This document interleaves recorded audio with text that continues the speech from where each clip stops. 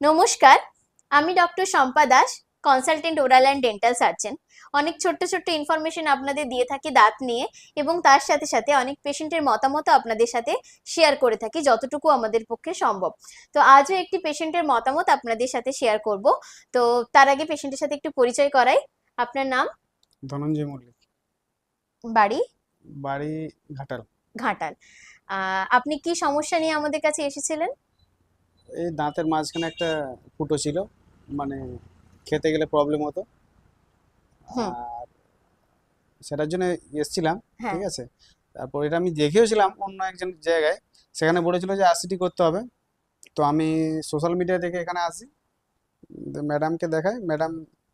ম্যাডামও প্রথমে বলেছিলেন যে আরসিটি করতে হবে, কিন্তু পরে দেখা গেল না, ওই মানে আরসিটি না করে ওটাকে ঠিক করা যাবে। তো সেটাই করেছেন ম্যাডাম। আর এখন ভালোই লাগছে, ভালোই মানে নিজেকেও ভালো লাগছে। যে প্রবলেমটা হচ্ছিল এখন আর হচ্ছে না। আর এখন মোটামুটি আমি সুস্থই আছি। কোনো অসুবিধে হচ্ছে না, না তো? কোনো অসুবিধা হচ্ছে না। আচ্ছা, আমি একটু বলি। একটা ডিপ ডেন্টিনাল কেরিস ছিল ওনার। তো ওনার খাবার ওই জায়গায় ঢুকে গেলে ওখান থেকে ব্যথা হতো। তো ইনিশিয়ালি আমরা মনে করি যে ওটাতে পাল্প ইনভলভ হয়ে গেছে, কিন্তু আমি এক্সরে করি। এক্সরে করার পর দেখি যে নিয়ার টু দ্য পাল্প, কিন্তু পাল্প তখনও ইনভলভ হয়নি। তো আমি ওনাকে বলি যে আমরা চেষ্টা করছি যদি কোনোভাবে আরসিটি না করে বাঁচিয়ে দেওয়া যায়। তো আমরা ওই ডিপ ডেন্টিনাল কেরিসটা উইদাউট এনি আরসিটি আমরা নর্মাল রেস্টোরেশন করে দাঁতটা বাঁচিয়ে দিয়েছি। তো আমরা একটু মাঝখানে অবজার্ভও করেছি ওনাকে, কোনো রকম ব্যথা যন্ত্রণা হচ্ছে না, না, তাই না, তো? না, না। আপনি স্বাভাবিক খাবার খেতে পেরেছেন? হ্যাঁ, হ্যাঁ, হ্যাঁ। আচ্ছা। তো এটুকুই বলার যে অনেক অনেক ক্ষেত্রে আমরা মনে করি যে আরসিটি করার প্রয়োজন আছে, কিন্তু অনেকে এরকমও আমাদেরকে বলেন ওভার টেলিফোন, মেসেঞ্জার, কমেন্ট, যে ম্যাডাম আরসিটি করব কি, বা কিভাবে আরসিটি করব, বা কখন কিভাবে আরসিটি করতে হয়। তো এই সব কিছু, বা আরসিটির কত খরচা, এই সমস্ত জিনিস প্রচুর কোশ্চেন আমাদের কাছে আসে।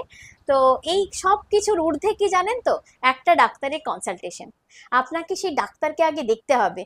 আমি এক্সরে করে দেখেছিলাম যে নিয়ার টু দ্য পাল্প, কিন্তু ক্লিনিক্যালি আমি কাজ করতে গিয়ে যদি দেখতাম যে পাল্প ইনভলভ হয়ে আছে, তাহলে কিন্তু আমাকে আরসিটিই করতে হতো। আমি ওনাকে সেটা বলেই কাজটা করেছিলাম যে আমি চেষ্টা করব যে ওটা যাতে নর্মাল রেস্টোরেশন করে দেওয়া যায়।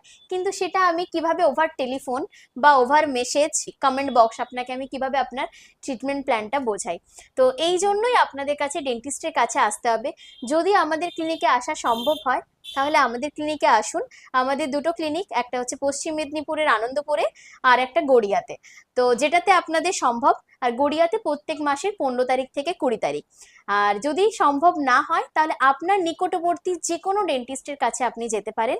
তিনি যেন অবশ্যই বিডিএস অথবা এমডিএস ওনার ডিগ্রি থাকে, এইটুকু দেখে আপনারা আপনাদের ট্রিটমেন্ট করতে পারেন।